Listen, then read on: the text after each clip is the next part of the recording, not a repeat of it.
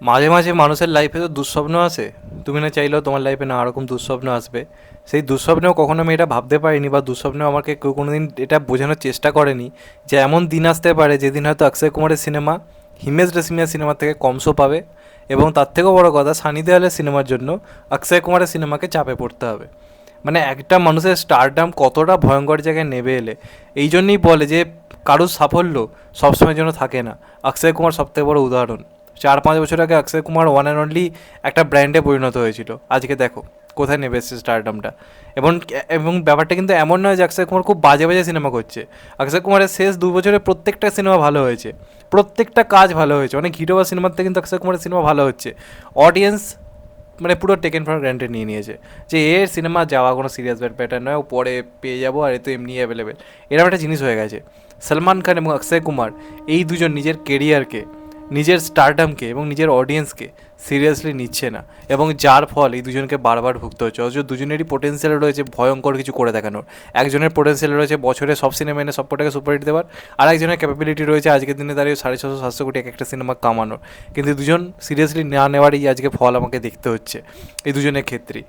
এবার দুজনেই মানে একজন তাও সলমান খান তাও আস্তে আস্তে ভাবা শুরু করছে অক্ষয় কুমার তো নিজে সিনেমা করা কমাবে না, গ্যাপের পর গ্যাপ রাখবেই না, সিনেমার পর সিনেমা আনবে, যার ফল আজকে কেসারি চ্যাপ্টার 2-এ কিন্তু ভুগতে হচ্ছে।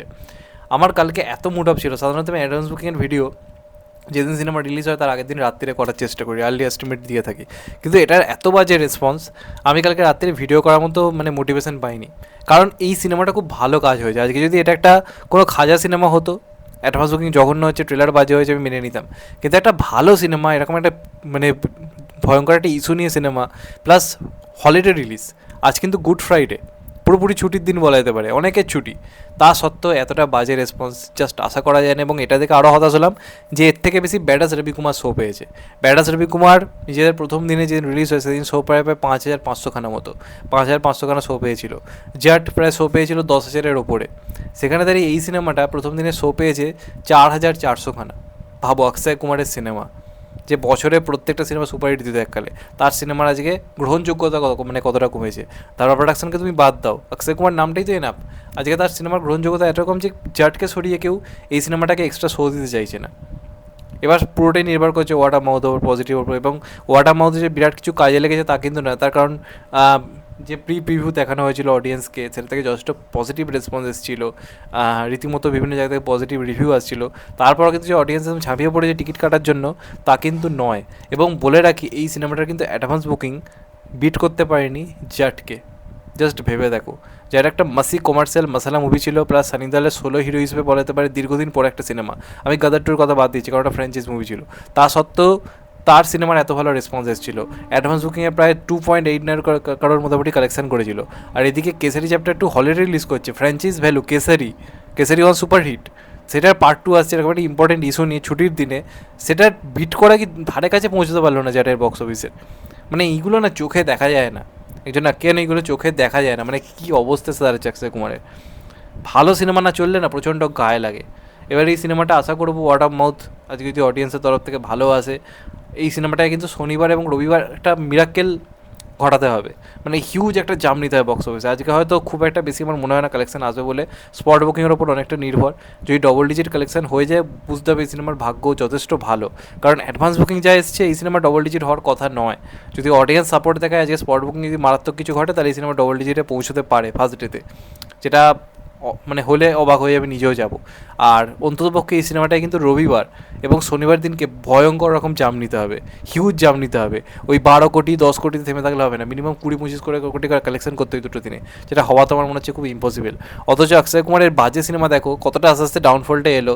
সম্রাট পৃথ্বীরাজ, তারপর তুমি বচ্চন পান্ডে দেখো, সেগুলোর কিন্তু অ্যাডভান্স বুকিং বেটার এসেছিলো, মানে ওই সময়ও কিন্তু গ্রহণযোগ্য ছিল।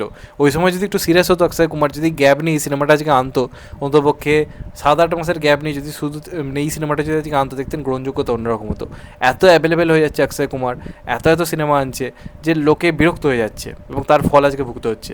আমি আগেও বলেছি, আগে অক্ষয় কুমার বছরে 4টে করে সিনেমা করতে প্রবলেম ছিল না। তার কারণটা কি? তখন সোশ্যাল মিডিয়া ছিল না, যেটুকু যা তাকে দেখার সিনেমা হলে গিয়ে দেখতে হতো। এখন কিন্তু অক্ষয় কুমার সোশ্যাল মিডিয়াতে অ্যাভেলেবেল, তো বুঝতে হবে সময়ের সঙ্গে সঙ্গে আমাকে চেঞ্জ হয়ে আমাকে বছরে 4টে জায়গায় 2টো সিনেমা আনতে হবে। এটা হলেই কিন্তু ইকুয়েশনটা পাল্টে যেত। এই কদিন আগে যা স্কাই ফোর্স এসছে, সেটা নিয়ে কত রকম কন্ট্রোভার্সি হলো, তারপরেই যদি তুমি এই সিনেমা আনো, আবার তুমি এই বছরই উকিলের পাঠ করছো জলে LLB 3-তে, তো অডিয়েন্সের কাছে ব্যাপারটা একঘেয়েমি লাগবে না? তারপরও আশা করবো এই সিনেমা ভালো কিছু করুক। তবে যদি আমাকে এখন অ্যাডভান্স বুকিং নিয়ে কথা বলতে বলা হয়, বলার মতো জায়গাতে নেই, কারণ অ্যাডভান্স বুকিং মাত্র 1.80 crore। 1.80 crore।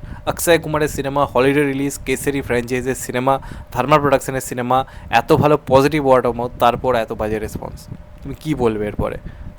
আর তার থেকেও বড় কথা, হিমেশ রেশমিয়ার সিনেমার থেকে কম শো পাচ্ছে, জ্যাটের জন্য শো দেওয়া হচ্ছে না এই সিনেমাটাকে। এরপর তুমি কী বলবে? এবং আজকেও তুমি বুক মাই শো যদি খোলো, চ্যাটের মতো সিনেমা নিজের দ্বিতীয় সপ্তাহে এসে প্রতি ঘন্টায় প্রায় 2,000 টাকা করে টিকিট বিক্রি করছে, আর এটা আজকে রিলিজ, প্রতি ঘন্টায় মাত্রই 2.89 crore বা 3 কোটি কাছে, 3,000-এর কাছাকাছি, 2,800 মোটামুটি 90 জনের কাছাকাছি থেকে 3,000 জনের কাছাকাছি করে টিকিট বিক্রি করছে প্রতি ঘন্টাতে। সেখানে আগের সপ্তাহে রিলিজ হওয়ার জাট, যেটা অলরেডি সব জায়গায় অ্যাভেলেবেল, সেটাও এখনও প্রতি ঘন্টায় 2K করে টিকিট বিক্রি করছে। তার মানে ভাবো তুমি। তো এবার ভাবা উচিত অক্ষয় কুমারের, যদিও এরপর বেশ কিছু ফ্র্যাঞ্চাইজ মুভি আসছে, হাউসফুল 5 আসছে, LLB 3 আসছে, হেরাফেরি 3 আসছে, এই কাজগুলো আসছে, কাজগুলো হয়তো সফল হয়ে যাবে, কিন্তু এই সিনেমাগুলো চলা খুব ইম্পর্টেন্ট ছিল অভিনেতা অক্ষয় কুমার, মানে কুমারের জন্য। কারণ মারাত্মক কাজ করছে অক্ষয় কুমার, প্রত্যেকটা সিনেমায় এক একটা সিনেমায় নিজেকে ছাপিয়ে যাচ্ছে। তো আজকে শুধুমাত্র নিজের দোষে, নিজের স্টারডামটাকে সিরিয়াসলি না আনার জন্য আজকে তার ভালো কাজগুলো ওয়ার্ক করছে না। আমি আবার বলছি, এটা যদি একটা জঘন্য সিনেমা হতো, আমার এই বক্স অফিস নিয়ে কোনো দুঃখ হতো না, কিন্তু খারাপ লাগছে অক্ষয়ের ভালো কাজেরই রেসপন্স, এত বাজে রেসপন্স, কারণ অক্ষয়কে লোকে আর সিরিয়াসলি নিচ্ছে না। যাই হোক, তোমাদের এটা নিয়ে কি মতামত অবশ্যই জানিও। আশা করবো এই সিনেমাটা চলুক, ভালো রকম চলুক, কারণ সিনেমাটা সত্যি ভালো। আমি রিভিউ করেছি, আপনারা চাইলে রিভিউটা দেখে আসতে পারেন। আর আমি বলছি, চোখ বন্ধ করে সিনেমাটা দেখতে যান, ভালো লাগবে। সিঙ্গেল স্ক্রিনে দেখুন বা মাল্টিপ্লেক্সে দেখুন, ভালো লাগবে। এই কথাটা আমি গ্যারেন্টি দিয়ে বলতে পারি। এটাই বলার। চ্যানেলটা নতুন হলে চ্যানেলটা সাবস্ক্রাইব করে দিও, and get the bell icon. ভালো থেকো সবাই, টেক কেয়ার, নমস্কার, আবার দেখা হবে। বাই। সবাই ভালো থেকো, সুস্থ থেকো, নমস্কার, টেক কেয়ার, আবার দেখা হবে, ভালো থেকো।